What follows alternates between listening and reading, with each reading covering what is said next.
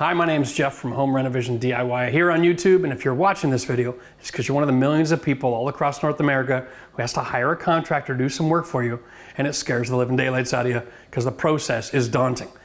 I've been a general contractor for the last 30 years, and in this video I'm going to share with you all my tips and tricks to help you navigate the marketplace, find a good contractor, and be comfortable signing that contract. So let's just get into this, because the secret to success here is not taking advantage of somebody, but finding someone who wants to do good business for you and you can do good business with them. So today's message is the rules of engagement when hiring a contractor.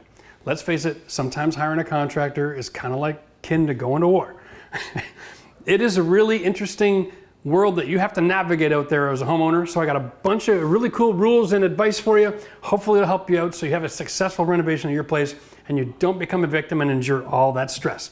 So let's jump into this. Okay, so I'm gonna go through my list. Some of these things will seem obvious to you, some of them won't. And of course, the obvious things will be different for everybody based on your life experience. So I don't wanna be remiss and avoid something that's what I would think would be obvious. But number one, sign a contract. But don't just sign a contract, sign it at home. Most jurisdictions nowadays and municipalities and provinces and states have got some sort of consumer protection rules involved where if you sign a contract at home, there's a period of time available that you can get out of it without having the person keep your money. In Ontario, if you sign a contract at home, you've got a full 7 days to change your mind and get your deposit back. Ha! Who knew? If you sign at the fancy office where they've got the boardroom set up and the glass and the cappuccino machine, and somebody wooing all over you, oh, here's your pen. Listen, as soon as that ink dries, you're done. You can't change your mind if you sign in their office, but you can change your mind if you sign at home and things change.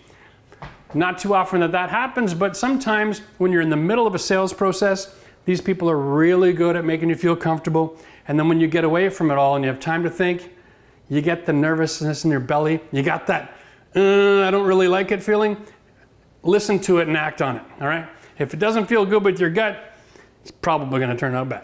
The next point is don't forget the details. Your contract shouldn't just have, hey, Joe Blow's gonna show up and fix a bathroom, here's the number, here's the total cost. The contract should be what materials he's using, what processes he's using, what materials he's supplying that have a warranty, and any other pertinent detail that you wanna have in that contract to protect both parties. Remember, a contract is not just for you or just for them, it's for both of you. So you should both be comfortable with what's written in there. The other key factor to remember is usually the contractor brings the contract to the party. And having said that, that means the contract has been designed to protect all of their interests and none of yours. So make sure you read it. Add details to the contract that you think are important for you. You're allowed to do this. It's a negotiation. It's not a one-way street. If anybody says, no, you can't add anything into there, you can just say, that's fine, we're done here. I'll find someone who's going to do business the way I want to do business. And that usually changes their mind. Number three, make sure you've included the timeline, a date when they start and a date when they can be finished.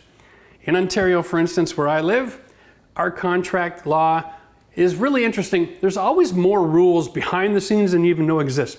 For instance, for us, if I put down August 1st as my start date, I have 30 days to start that contract from that date without being in default according to the law. Good for everybody to know. Manage your expectations. If a contractor says August 1st in the contract and he's not there for a couple of weeks, sometimes it's just because life happens and he's trying to finish up another job. Maybe ran into problems, maybe had to fire a foreman. Who knows? But manage expectations. Don't be so hard on people who are running a business to expect them to jump through hoops and keep all the details of the contract together. The law is flexible for a reason. Life happens. You got 30 days to start, and you've also got 30 days from the finish date to finish the contract. So that's good information to have. It may not be the same everywhere. If you have differences in your contract situations, hit the comment section below. Give us a state or a country where you live and let us know what your experiences are. Next thing you need to know about hiring a contractor is about referrals. They're a waste of time. Most people today can hire people to give them referrals online, or they can have referrals available from previous situations where the company was in different standing, or someone had really low expectations and really loved these guys. The point is, if you want a referral, get the information about where they're working today and go and see that customer. That's the best information you have available. If they're not willing to give that to you, red flag. Anybody who's proud of their work and is doing a good job will be more than happy to have you on the job site to talk to the homeowner. And if you're a homeowner and there's a contractor in your home, understand that could be part of the arrangement. It should actually be in the contract that you expect a homeowner to be available to talk to potential clients. All right? Having all that understood in the beginning makes life really simple. Makes life really simple so you don't have a complicated situation moving forward that's awkward. My next tip is to go investigate. Don't just go talk to the homeowner. Have a look around the job. See if the quality of the product that they're putting together is the kind of thing that you're expecting. Remember, lots of different homeowners have different expectations with the quality of a finish. All right? So if it's in early phases, check to see, is the site clean? Are they organized? Do they have their tools organized? Are the materials organized? Is the site protection the way that you want them to treat your home? All these little details are important, and a quick site visit can really define whether or not you're happy moving forward. And then, before they start the contract, make sure you go back one more time and see the finished product. And the reason I'm a stickler on this is I've known lots of guys in the trades, and generally speaking, if you're on my channel and you're looking for advice, you're not in the top 20% of income earners, you can't hire the best firm in town. You're going to be dealing with a lot of guys who are just making a living, skilled trades, and sometimes they're in good shape in their life and sometimes they're not. Life happens to all of us. And a guy can have great online referrals and great recommendations, and his wife could leave him next week, and when he shows up at your job, he's a disaster and he's back on a bender and he's going to be a disaster for you. So keep up to date.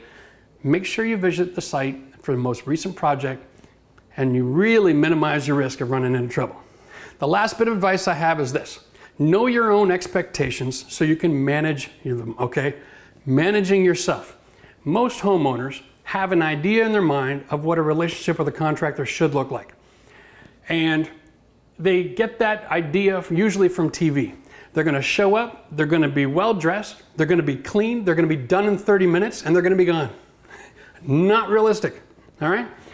You need to manage your expectations. When you're talking to your contractor, find out if you're a good fit. I know lots of guys out there who are very efficient and they are production minded, right? They just get things done, but they're not the most detail oriented people in the world. So if you're somebody who wants to get some custom work done, you're looking for really nice finishes, you're looking for a little finesse, a little bit more in the skill and artisan area, and the guy you're hiring has 8,000 happy customers, but they all wanted a cookie cutter, semi-custom bathroom, and now you're hiring him to do a fully custom bathroom, it might be the wrong fit. Because there are lots of guys who are production oriented, and then there are craftsmen who take their sweet time but make things perfect, all right? There are three things you gotta manage: the budget, the timeline, and the quality. You can't get the best price in the shortest amount of time made to perfection. It does not exist. You can get it fast and you can get it cheap, but it's gonna look like junk. You can get it cheap and you can get it perfect, but it's gonna take forever because he's gonna come and fill the holes in his schedule. Or you can get it really amazing at a great price. Now, since you can't get all three, you got to decide what battle you want to fight. Remember, if you sit down with a contractor and he makes a presentation and says, here's how much it's going to be for this job, one thing he's not going to do with you is negotiate the price. And if he's negotiating the price at the same time, he's negotiating the quality that he's going to give you and the time frame he's going to give you. So realize that that's happening. It's not just price. You might think it's expensive, but understanding what it costs to run a business nowadays is paramount, all right? Almost half of every dollar you give this guy is gonna go to the government in one form or another. So he's not trying to rip you off. It's just a really expensive world to do business in. Understand that moving in, okay? Consider doing some DIY, do half and half. That's always a great option as well. Now listen, if any of this information was helpful, don't forget to like the video, subscribe to the channel, because on this channel we are going to show you everything you need to know to get a successful renovation, whether you hire somebody or whether you're doing it yourself. All right? Now, I have a quick question for you. I'd like to hear from you guys in the comment section below. I want to know, is there a need in the marketplace for intervention? Are you as a homeowner interested if I was to put together some sort of a format where I could help connect contractors and homeowners together? I'm interested to hear what you have to say. And contractors, I know a lot of you guys watch the channel. Let me know, is that a service that you think might be helpful? Have some input, because I remember when I was in contracting, there were a lot of things that we would have loved to have had available to us to help protect us from some of the bad homeowners that are out there. Yes, it's true. There are bad contractors and there are great contractors. And there are good and bad homeowners as well. So, to help everybody manage expectations and help create an environment where business can be conducted in a civilized manner, maybe there's a need for intervention. If that's the case, we're looking into the idea of setting up a referral service that basically says, here's a list of things that both the contractor and the homeowner agree to do in order to do business together. That might just bridge some of the gaps and help manage the expectations so you guys can all live in peace and harmony. Let me know if that's something that you're interested in. And if you wanted to see another video that's sort of similar to this, here is a video, the top 10 mistakes that homeowners make when they're renovating on their own. Thanks for watching.